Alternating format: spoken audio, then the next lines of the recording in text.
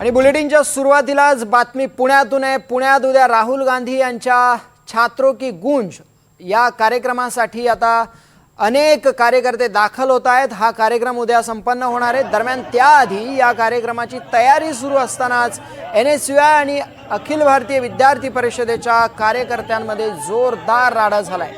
COEP हॉस्टेलमध्ये अखिल भारतीय विद्यार्थी परिषद आणि NSUIच्या कार्यकर्त्यांमध्ये भाजपने केलेली दादागिरी आहे। एबीपीच्या लेखा या ठिकाणी धुडगूस घालणाऱ्या चुकीच्या कार्यकर्त्यांना पुढे करून या ठिकाणी आमच्या कार्यक्रमात व्यक्ती आणण्याचा प्रयत्न केला। पण मला खात्री आहे की उद्या हजारोच्या संख्येने या ठिकाणी विद्यार्थी या छात्र की गुणच्या कार्यक्रमात नक्की येतील।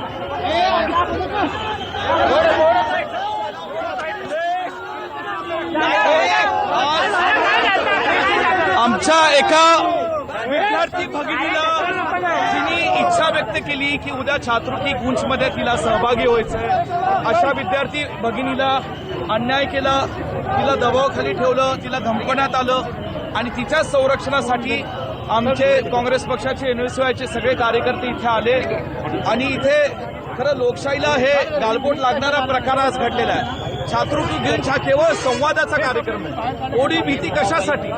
हे लोकशाही आहे। विद्यार्थ्यांचा आवाज महत्वाचा आहे। 100% मारहाण झालीच आहे। कशासाठी ही मारहाण विद्यार्थ्यांना केली जाते? दिल्लीत सुद्धा अशीच मारहाण केली। काय झालं त्याचं लोकांनी देशांनी पाहिलेलं आहे। मारहाण करण्याची गरज नाही। त्यांच्याकडनं आरोप होतोय की आमच्या मुलींना मारहाण झाली, नाही। हे चुकीचं आहे। उलट आरोप करणाऱ्यांना विचारा दाबू कोणी कुठे ठेवलं? हे खोटं उलट्या चोराच्या बोंबा आहेत। त्या एबीपीच्या झाले नाही गोळे घातले मुलींच्या बाथरूममध्ये दाबून मारण्यात आल्याचा आरोप ज्या मुलीच्या संदर्भात व्हिडिओ व्हायरल होतोय त्या मुलीला दबाव आणला गेला का? नेमकं काय झालं? सत्य काय हे उद्या उघडकीस येईल।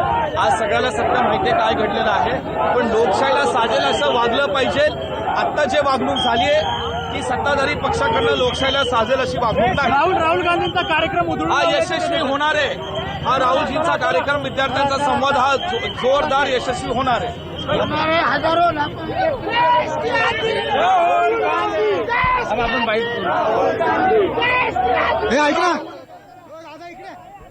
दरम्यान या राड्यानंतर पोलिसांनी नेमकी काय माहिती दिली आहे पाहूया।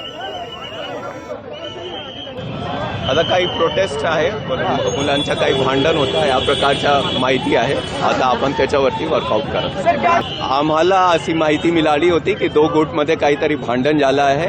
त्याच्यावरती आपण पुढील अजून चौकशी करत आहे की कुठल्या प्रकारचे कसे काही भांडण आहे। सध्या तरी हे माहिती आहे आपल्याला, पुढचे जेव्हा होते ते आपण माहिती। काही लोक जे आहे ते रस्ता बंद करत होते आणि अडथळा निर्माण करत आहेत, त्या अनुषंगाने त्यांना ताब्यात डिटेन करून घेतलं।